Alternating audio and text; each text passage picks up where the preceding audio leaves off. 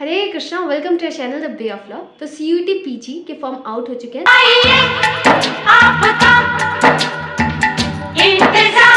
तो जो भी सीयूटी पीजी एलएलएम देने का प्लान कर रहे थे वो जाके फॉर्म फिल कर सकते हैं। प्लीज़ बहुत ध्यान से फॉर्म फिल करना, वरना आप करेक्शन विंडो का इंतजार करते रह जाएंगे और आपकी प्रिपरेशन इससे हैम्पर होगी। तो आराम से जाके पेशेंस के साथ फॉर्म फिल कर सकते हैं। जो कंफ्यूज्ड हैं या फिर जिन्हें नहीं पता सीयूटी पीजी एलएलएम क्या है, तो we already have a dedicated video to this, लेकिन मैं शॉर्ट में यहाँ पे बताती हूँ।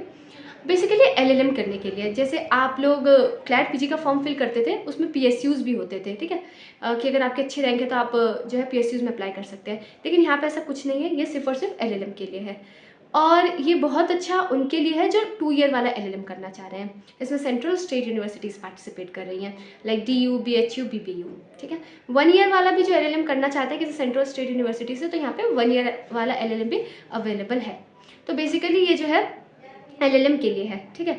और अगर कोई मतलब एकेडमिक्स में जाना चाहता है तो वो एलएलएम कर सकता है। फिर कोई किसी चीज़ की प्रिपरेशन कर रहा है लेकिन साइड बाय साइड वो चाहता है अपना प्लान बी बना रहा है मास्टर्स को, तो उसके लिए भी ये जो है ये अच्छा ऑप्शन है।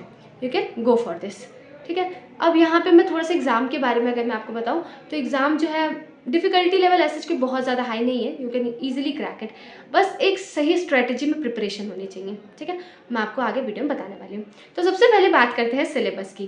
तो जो नए क्रिमिनल लॉज हैं उसको लेके मैंने बहुत सारे क्वेश्चंस रिसीव किए कि अरे नए क्रिमिनल लॉज की वजह से सीयूटी पीजी पे क्या इफेक्ट होगा, कैसे होगा, है ना। तो अब तक जो था, हाँ, हम ये बस प्रिडिक्ट कर सकते थे कि नहीं पूछा जाएगा। अब जो है सिलेबस वो आउट हो चुका है, तो साफ बता दिया गया है कि जो है आपका आईपीसी, सीआरपीसी और एविडेंसी पूछा जाएगा, नए वाले क्रिमिनल लॉज नहीं पूछे जाएंगे। तो आपने अब तक जो पढ़ा है क्लैट पीजी के दौरान जो आपने पढ़ा था, ठीक है, वो वही पूछा जाएगा। और हाँ, जो क्लैट पीजी में जिनके अच्छे रैंक नहीं आए हैं ना, जो डिसअपॉइंटेड है थोड़ा, उन्हें एलएलएम करना है, तो CUET PG is the best option for you, ठीक है, बेस्ट अल्टरनेट फॉर यू। तो आप ये देख सकते हैं, है ना। उसके बाद तो ये तो हो गया हमारा नया क्रिमिनल लॉज वाला। अब मैं बात करूँ पैटर्न की, तो बेसिकली 400 नंबर का पेपर होता है, ठीक है। टोटल इसमें 100 क्वेश्चन होते हैं। एक क्वेश्चन 4 नंबर का होता है। 2 पार्ट से बटे हुए, एक पार्ट ए और एक पार्ट बी। पार्ट ए में क्या रहता है, हमारा जनरल क्वेश्चन रहता है, ठीक है। इसमें जनरल एप्टीट्यूड, इंग्लिश आता है। इंग्लिश तो अभी पिछला वाले 2023 वाला तो बहुत ईजी था, मतलब पैराग्राफ था, आप उसे देख के सब आंसर कर दोगे, है ना। तो कुछ बहुत ज़्यादा डिफिकल्ट जनरल पार्ट नहीं रहता, बहुत बेसिक रहता है ना। कोई भी इजीली कर सकता है। अगर आपने 10 तक की भी बहुत बेसिक चीज़ आपको पता है ना, तो आप उसे इजीली आंसर कर सकते हैं। अब बात करते हैं 75 नंबर का, जो कि हमारे मतलब 75 क्वेश्चंस जो कि हमारे लॉ के हैं, ठीक है। 25 क्वेश्चंस हमारे जनरल हैं और 75 क्वेश्चंस हमारे लॉ को डेडिकेटेड है। अब हमें यहाँ पे ध्यान देना पड़ेगा कि इन 75 नंबर्स को कैसे स्कोर करना है।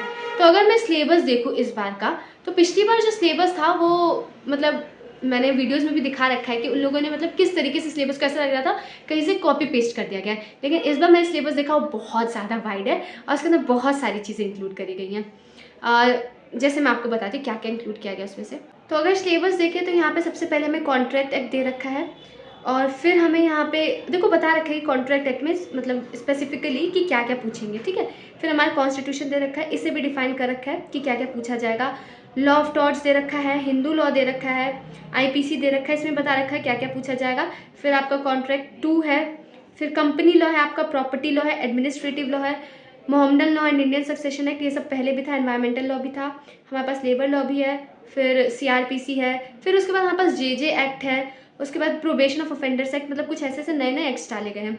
ज्यूरिस्प्रूडेंस है, फिर प्रोफेशनल एथिक्स और प्रोफेशनल अकाउंटिंग सिस्टम में भी चीज़ें पूछी गई हैं। और इसमें लोगों ने स्पेसिफिकली केस लॉज भी मेंशन कर रखे हैं। तो हमें देख सकते हैं पिछली बार के कंपैरिजन इस बार का जो सिलेबस है वो काफ़ी स्ट्रक्चर्ड है। आप देख सकते हैं मतलब क्लियरली जो है सिलेबस का मतलब केस लॉज मेंशन किए गए हैं इस सिलेबस के अंदर। ये जो सिलेबस है ना, मैं आपको डिस्क्रिप्शन में इसका लिंक दे दूँगी, और अगर आपको फॉर्म भरने में भी कोई डिफिकल्टी होगी ना, so will be providing you with that, ठीक है, वीडियो हम उसका बना देंगे। उसके बाद फिर पब्लिक इंटरनेशनल लॉ, ये था ही।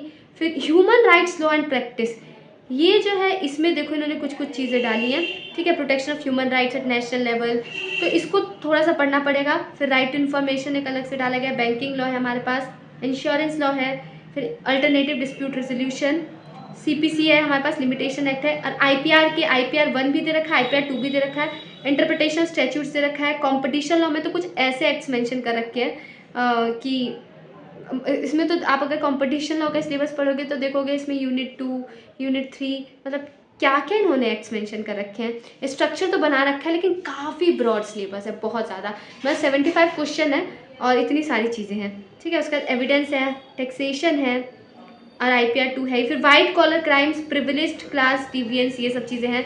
फिर उसके बाद एक और चीज़ है women and criminal law and law relating to child, women and child से रिलेटेड अलग चीज़ बना रखी है। फिर इंटरनेशनल ट्रेड से रिलेटेड चीज़ें पूछी गई हैं, ठीक है, UN सेंट्रल गेट, ये सब चीज़ें पूछी गई हैं। तो सिलेबस जो है डिफाइन तो किया गया है इस बार, और मतलब देख के मैंने भी बस ऐसे ही रफ में आपके साथ डिस्कस किया है, ठीक है। आप एक बार सिलेबस खुद देखना, हम डिटेलिंग में भी एक एक सब्जेक्ट की करके एक एक करके सिलेबस डिस्कस करेंगे और एक एक करके इसकी पढ़ाई करेंगे, है ना। I am there with you, way of law is there with you, don't worry about this. तो एक चीज़ ये पता चल चुकी है कि सिलेबस तो बहुत बड़ा कर दिया गया, डिफाइन जितना किया है उतना ही ज़्यादा बड़ा कर दिया गया है, लेकिन ऐसे परेशान होने की ज़रूरत नहीं है, ठीक है। सिलेबस रहता है, लेकिन जो मेजर कोर सब्जेक्ट्स आपके रहते हैं, अगर आप उसे ही ठीक से प्रिपेयर कर लेंगे ना तो बहुत अच्छे मार्क्स आ जाएंगे आपके। अब देखो 2 महीना रह रहा है, जनवरी फरवरी, 11 मार्च से 28 मार्च के बीच में आपका एग्जाम होने वाला है। तो अब इस 2 महीने जो कोर सब्जेक्ट्स हमारे कॉन्स्टिट्यूशन, IPC, CRPC मतलब जो हमारे क्रिमिनल लॉज हैं, उसके बाद से family law, jurisprudence, contract act, public international law, इन सब चीज़ों को जिसमें ज़्यादा क्वेश्चंस पूछे जाते हैं, हम कोशिश करेंगे कि वो सब हम लोग कवर कर लें। अच्छा, फिर बहुत ज़्यादा क्वेश्चन उठते हैं कि बुक्स कौन सी लेनी चाहिए CUT-PG के प्रिपरेशन के लिए, तो मैं यहाँ पे शॉर्ट में बता देती हूँ। वैसे तो अगर आपने कोई ऑलरेडी नोट्स बना रखे हैं तो आप उसे रिफ़र करो, कोई बहुत ज़्यादा हार्ड एग्जाम नहीं होता है, बहुत बेसिक नॉलेज आपकी टेस्ट करी जाती है। तो अगर आपके पास आपने अपने कॉलेज टाइम में अगर आपने नोट्स बना रखे हैं तो आप प्लीज़ उसे रिफ़र करिए, ठीक है। और बुक की मैं बात करूँ, अगर पढ़ना है आपको, कंटेंट चाहिए, तो एक AK जैन की बुक है और सिंघल्स की बुक है, ठीक है। आप दोनों ले सकते हैं, फिर कोई पर्टिकुलर ले लीजिए। मेरे हिसाब से अगर आपने पहले नहीं पढ़ रखा है तो एक ही बुक लीजिए, और अगर आपने अब 2 महीने रह रहे हैं तो मेरा तो कहना रिकमेंडेशन यही है कि बस एक ही किताब लीजिए, ठीक है। या AK जैन या जो है सिंघल्स की ले सकते हैं, ठीक है। उसमें आपके क्वेश्चन पेपर्स भी होंगे, और जिसको सिर्फ क्वेश्चन पेपर चाहिए तो सिर्फ CUT-PG को डेडिकेटेड जो है क्वेश्चन पेपर भी अवेलेबल होता है, एक बुक सिंघल्स की आती है। बहुत ज़्यादा CUT-PG के क्वेश्चन पेपर्स नहीं मिल पाएंगे क्योंकि ये 2 बार ही आई थिंक हुआ है, तो आपको इतने ज़्यादा क्वेश्चन पेपर्स नहीं मिल पाएंगे, लेकिन जो पास्ट ईयर के DU के क्वेश्चन पेपर्स हैं, BHU के क्वेश्चन पेपर्स हैं, प्रैक्टिस के लिए आप उन्हें मतलब अपना प्रिपरेशन चेक करने के लिए उन्हें प्रैक्टिस कर सकते हैं, ठीक है। तो 2 महीने रह रहे हैं, अभी से पूरी पढ़ाई स्टार्ट कर दो, है ना। तो मैं अनअकैडमी पे लाइव आ रही हूँ 6:30 से 7:30 के बीच में, वहाँ पे हम लोग कॉन्ट्रैक्ट एक्ट के बारे में पढ़ेंगे, ठीक है। मैं कोशिश करूँगी जल्दी से जल्दी उसे रिवाइज़ करा दूँ, और आपका कोई भी CUT-PG LLM से रिलेटेड डाउट है तो प्लीज़ आप बताना, वहाँ पे आना, हम लाइव इंटरेक्शन कर पाएंगे, तो आपके भी डाउट्स क्लियर हो जाएंगे, ठीक है। और रही बात बाकी सब्जेक्ट्स की, हमारी तरफ से पूरी कोशिश है, हम आपको सब प्रोवाइड करेंगे यहाँ पे, ठीक है। अब इधर उधर समय मत बर्बाद करना, 2 महीना रह रहा है, ठीक है। बहुत सारा कंटेंट देखने की भी ज़रूरत नहीं है, एकदम आराम से प्रिपरेशन करो, कुछ बहुत रॉकेट साइंस नहीं है, ईजिली हो जाएगा, ठीक है। और हम आपकी मदद ऐसे कर सकते हैं, हम आपके लिए क्रिस्प नोट्स लेके आएंगे, हम आपके लिए वीडियोस बनाएंगे जो भी इंपॉर्टेंट सब्जेक्ट्स है ना, और लेक्चर बनाओगे, मैं साथ ही कोशिश करूँगी जिससे रिलेटेड MCQs और जजमेंट्स वो भी साथ के साथ कवर करती रहूँ, जिससे आपको डिफ़िकल्टी ना हो, ठीक है। और पर्सनल मेंटरशिप भी हम प्रोवाइड करेंगे, बट द थिंग इज़ उसके लिए आपको बोलना पड़ेगा, ठीक है। हर जगह मतलब आप डिस्क्रिप्शन में बहुत सारे लिंक्स दे रखे हैं, वहाँ पे आप जो है अनअकैडमी का वो भी देख सकते हैं लिंक जो है, ठीक है। आप सिलेबस देख सकते हैं, और अगर आपको किसी तरीके का मेंटरशिप चाहिए तो you can come to us, we are there for you, है ना। लेकिन यह है आपको आना पड़ेगा। अब मैं ऑनलाइन एरिया में आइडेंटिफाई नहीं कर सकती किसे प्रॉब्लम है, तो आपकी रिस्पॉन्सिबिलिटी अब आओ, and we are there to help you, ठीक है। कोई चिंता परेशानी की ज़रूरत नहीं है, 2 महीने मैं आपके साथ हूँ, है ना। और जम के प्रिपरेशन करना, आसानी से क्लियर हो जाएगा, ट्रस्ट मी, बहुत आसानी से क्लियर हो जाएगा। MCQs अभी से लगाना शुरू करो। तो आज ही हम अपनी प्रिपरेशन को स्टार्ट करते हैं। सी यू देयर 6:30 से 7:30 ऑन अनअकैडमी। हरे कृष्णा।